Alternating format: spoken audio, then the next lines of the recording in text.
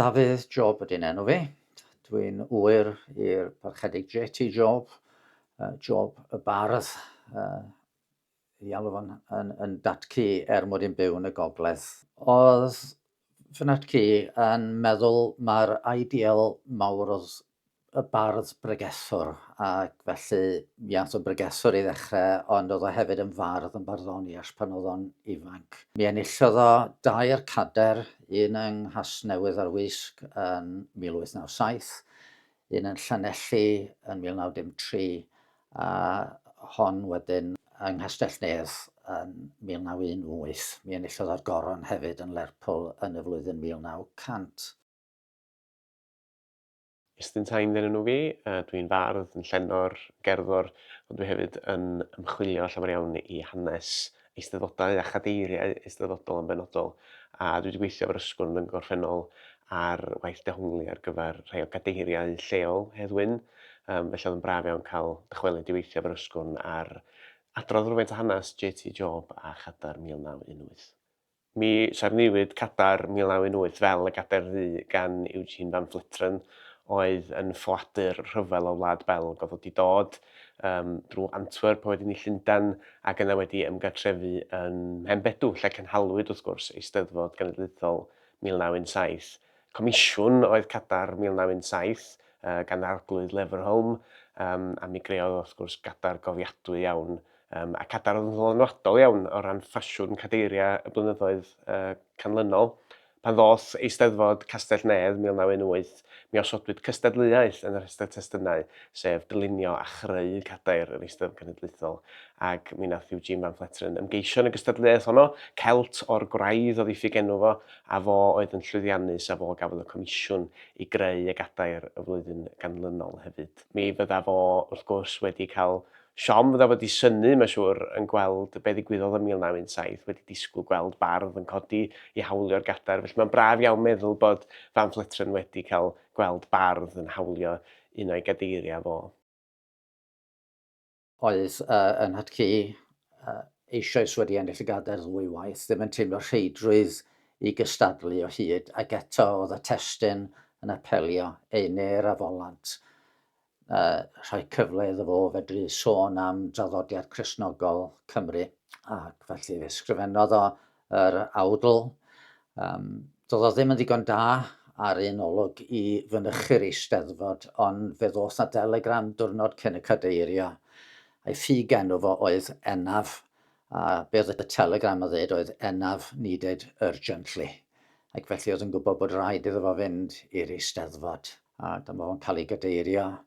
A wedyn mae'r gadair wedi bod yn y teulu ers hynny. O'n i'n gwybod erioed mae Eugene Van Fleteren oedd wedi cerfio'r gadair hon. Mi oedd 'na ryw gerdyn bach efo'i enw fo, a dad wedi sôn mae ffoadur o Wlad Belg oedd o. Ond doeddwn i ddim yn sylweddoli pwy oedd wedi carfio'r Gadair Ddu. Wedyn o'n i'n mynd i'r Ysgwrn un tro pan o'n i ar wyliau, ac yn edrych i fyny o flaen llaw hanes y Gadair Ddu, ac wrth gwrs sylweddoli wedyn mae'r un oedd wedi cerfio y 2 gadair. Oedd hi'n dipyn o ryfeddod clywed bod na Ail Gadair gan Van Fleteren. Mae hon wrth gwrs yn hanes llawer llai adnabyddus am resymau amlwg. Mi gafodd Jôb fyw i fwynhau i gadair, a mae o'n fardd felly sydd wedi mynd yn fwy o angof mewn ffordd. Dydy o ddim yn yr dychymyg Cymreig fatha mae Hedd Wyn a'i stori drasig o. Felly mae'n gelficyn rhyfeddol, mae'n ddarn pwysig o hanes, mae'n dangos datblygiad oddi ar y gadair ddyluniodd o ym 1917, ond hefyd llawer o bethau tebyg, llawer o adleisia yn y dyluniad.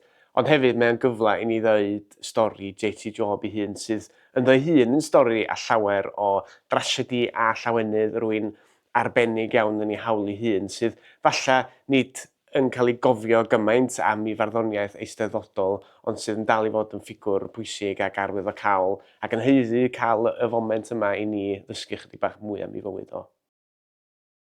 Mae'r Gadair Ddu yn enghraifft berffaith o'r gadair geltaidd oedd mewn bri, oedd oedd y syniadau Celtaidd yma yn bwysig mewn celfyddyd ar y pryd. A mae'r ddwy gadair yn dangos elfenna hynny, wrth gwrs mae yna batryma Celtaidd ynddyn nhw. Un o'r pethau amlwg sy'n debyg yn y dyluniad ydy'r groes fawr ar gefn y gadair. Mae yna hefyd ddreigiau yn y dyluniad. Ond beth swn i ddweud o ran y gwahaniaeth rhwng y ddau ydy bod cadair 1918 falle ychydig yn symlach, ychydig yn fwy plaen. Mae yna ychydig fwy o bren heb i garfio yn y golwg.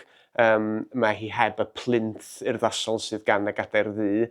Ac fy namcaniaeth i ydy bod oherwydd mae cadair ar gyfer cystadleuaeth oedd bod Van Fleteren wedi gwneud cadair allai fod wedi cael ei hailbwrpasu at ddefnydd arall pe bydda fo ddim wedi ennill y gystadleuaeth. Mi sylwch chi os da chi'n edrych ar y gadair fod enw'r Eisteddfod ar flwyddyn yn fychan iawn ar blac rhwng coesa'r gadair, tra mae o'n fwy o ran o'r dyluniad hefo'r Gadair Ddu. Dydy hyn wrth gwrs ddim i ddweud nad ydy hi ddim yn gadair gowrain iawn yn ei hawl ei hun, yn enwedig falle yr cefn rhwyllog yna, mae cefn y Gadair Ddu yn solet, ond mae cefn cadair 1918 hefo bylcha yn y cerfwaith sydd yn dangos wrth gwrs crefft anhygoel Van Fleteren a'i gydweithwyr. Mae'r hanes y Gadair Ddu wrth gwrs yn un o'r hanesion amlyca ni mwyaf hysbys fel Cymru mewn difri felly. Mae'n cynrychioli llawer mwy wrth gwrs na'r ochr lenyddol, y bardd yn ennill y gadair. Mae yna sôn wedi bod wrth gwrs bod y gadair wag hon yn cynrychioli'r cadeiriau gweigion o'r wrth fyrddau bwyd yng nghartrefi degau o filoedd o deuluoedd yng Nghymru, oherwydd wrth gwrs marwolaeth Hedd Wyn yn y Rhyfel Byd Cyntaf. Testyn y gerdd, yr arwr, jyst fel bod o'n ffitio'n yn berffaith i'r hyn yr oedd Hedd Wyn yn ei gynrychioli ar y pryd. Wrth gwrs, seremoni gofiadwy theatrig iawn pen bedw. Mae'n hawdd meddwl mae rhywbeth ddigwyddodd jyst heb unrhyw gynllunio oedd y seremoni honno, ond mi oedd hi wedi ei dylunio i fod yn rhyw fath o olygfa drasig. Mi gafodd hi defnyddio at bwrpasau gwleidyddol hefyd. Ac wrth gwrs y gadair wedyn yn dychwelyd yma Yr Ysgwrn ac yn cael gofal y teulu, y drysa wedi aros yn agored hyd y dydd hwn, lle mae gennym ni wrth gwrs y ganolfan wych yma sy'n gwarchod hanes a threftadaeth Hedd Wyn a'i deulu. Dwi wedi galw'r arddangosfa yma yn Gadair Ddu a'r gadair ola. Mewn difri, mae oes ddwy gadair yma pam gyfan nhw i cerfio yr un lliw a'i gilydd. Mae'r Gadair Ddu wedi duo oherwydd y triniaeth mae wedi gael ers cyrraedd Yr Ysgwrn felly. Da ni'n galw i'r Gadair Ddu mewn difri oherwydd yr clogyn roddwyd drosti yn ystod y seremoni ym Mhenbedw. Ond mae yna rhyw dywyllwch yn perthyn un a goleuni mewn ffordd mwy trasiadol hefyd. Wrth gwrs mae'r Gadair Ddu yn atgoffa ni gymaint o'r golled a'r aberth yn y Rhyfel Byd Cyntaf yn dod o oes dywyll a thrychinebus iawn felly. Mae Cadair 1918 yn cynrychioli i mi y ffaith bod yr Rhyfel Byd Cyntaf bron ar ben erbyn adag Eisteddfod Castell-nedd, ond hefyd rhyw oleuni newydd y mywyd Dafydd Jôb. Mae bywyd y bardd yma yn un trasig iawn ar lawer ystyr, yn enwedig o ran y colledion personol ddath i'w rhan o. Mi gollodd o i'w wraig gyntaf a 3 plentyn o'r briodas honno. Mi ail briododd o a cholli plentyn arall wedyn. Felly mae 1918 yn cynrychioli rhyw drobwynt y mywyd Dafydd Jôb oherwydd yn y flwyddyn honno, nid yn unig mae o'n ennill y Gadair Genedlaethol, ond hefyd mae ei fab o enaf, sef tad Dafydd Jôb, sydd wedi maes o law, dod i gyswllt ar Ysgwrn ac wedi rhannu'r gadair a galluogi iddi gael ei arddangos yma.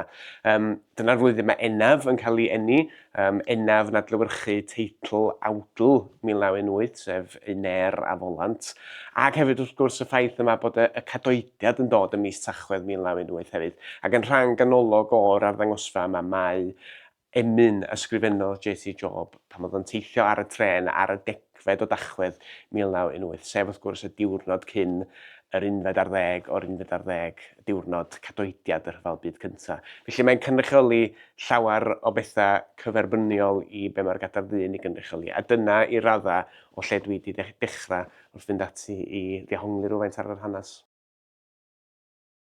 Mae'r gadair yn ynglymu fi efo naci, oedd o'n bregeswr, dwi'n wedi bod yn bregeswr, oedd o yn coleddu yr un ffydd a finne. Felly mae'r gadair yn rhoi rhyw gwlwm, hefyd wedi trio barddoni rhywfaint a mae'r cyfan yn ysgogi yr ymdeimlad yma o Gymreicdod a pherthyn i'r traddodiad a pherthyn i'r ffydd Gristnogol. Dwi'n gobeithio i ymwelwyr fod yr arddangosfa yma yn anrhydeddu yr arfer arbennig mae sgynnon ni yng Nghymru o roi cadair i fardd ac yn dangos hynny di maen nhw'n ddau fardd mor gyferbyniol i'w gilydd. Mae un yn ŵr ifanc sydd ar lawer ystyr ar ddechrau yrfa ond hefyd ar y diwedd oherwydd bod o ddim yn byw i weld y pinacl yna felly.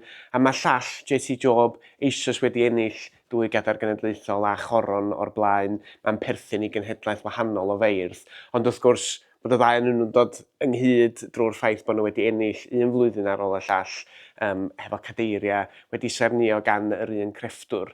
Un peth oedd ar y meddwl i lot pan o'n i yn meddwl am yr arddangosfa yma oedd mae cyfraniad ffladur o rhyfal sydd yma. Eugene Van Fleteren mewn gwlad ddiarth yn rhoi i law at y grefft oedd o'n ei nabod ora ac yn creu 2 ddarn o gelfyddyd mwyn anrhydeddu'r beirdd yma. A dwi'n meddwl yn yn oes ni o raniadau bod yna rhywbeth yn drawiadol iawn mewn anrhydeddu yr artist hwnnw yn benodol.